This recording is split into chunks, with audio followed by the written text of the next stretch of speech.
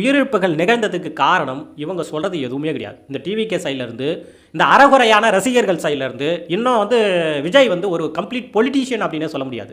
அவர் ஒரு ஆக்டர் இன்னமும் கூட. அவர் ஒரு செலிபிரிட்டி, அவர் ஸ்டார். அவர் இன்னும் ஒரு படம் வெயிட்டிங்கில் இருக்குது.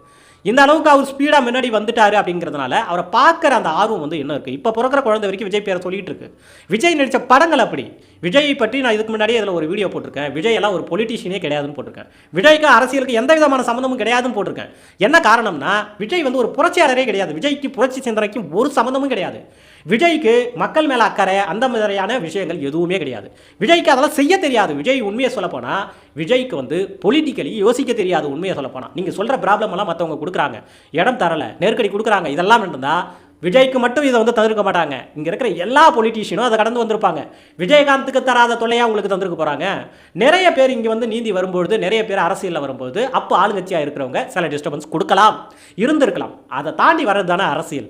அதை மீறி வர்றது தானே அரசியல். திராவிட அரசியல் தொடங்கும் போது அவங்களுக்கு எவ்வளவு டார்ச்சர் அப்போ தேசிய கட்சிகள் தந்திருக்கும் அப்படிங்கிறத பார்த்துக்குங்க. நிறைய தடைகள்லாம் விதிச்சிருக்காங்க திராவிட இயக்கங்களுக்கு. அதையெல்லாம் தாண்டி தான் 70 ஆண்டு காலம் திராவிட அரசியல் இன்னைக்கு இருந்துட்டு இருக்கு. அரசியலுங்கிறதே உங்களுக்கு ஆளுங்கட்சியாக இருக்கும் பொழுது இல்ல பெருவாரியாக ஆல்ரெடி ஆண்டுட்டு இருக்கிறவங்க சில டிஸ்டர்பன்ஸ் உங்களுக்கு தருவாங்கன்னே வச்சுக்கோங்களேன். நீங்க சொல்ற மாதிரியே வச்சுக்கோங்களேன். நீங்க அதில இருந்து உங்க மக்களை எப்படி காப்பாற்ற போறீங்க, நீங்க எப்படி அவேர்னஸா இருக்க போறீங்க அப்படிங்கிறது தானே அரசியல். இதையெல்லாம் விஜய் யோசிப்பாரானா? யோசிக்க தெரியாது. இதுதான் விஷயம். விஜய்க்கு இதெல்லாம் யோசனைகள் வர்றதுக்கு எந்த வாய்ப்புமே கிடையாது. அவர் கடைசி படம் வரைக்குமே ஹீரோயின் கூட ஒரு லவ் சாங்கோ ஒரு காமெடியோ இதை பண்ணிட்டு இருக்கிறத ஒரு சாதாரண ஒரு படைப்பாளி. அவர் ஒரு புரட்சி நாயகன் கூட கிடையாது. அவர் புரட்சி வசனங்கள் பேசுனது கூட கிடையாது. அவர் ஒரு சாதாரணமாக ஒரு லவ்வபிளான படங்கள் நடிச்சிருந்தவர். இப்போ வேகன்சி இருக்குது. எதிர்கட்சிகள் யாரும் இல்லை. நம்ம போனால் ஈஸியாக அள்ளிக்கலாம், ஈஸியாக எடுத்துக்கலாம். நம்மளை இப்போ சுற்றி இவ்வளோ பசங்க இருக்கிறாங்க, இவங்களாம் அப்படியே ஓட்டு போட வச்சிடலாம் அப்படின்னு பேராசையில் வந்தவர் தான் விஜய்.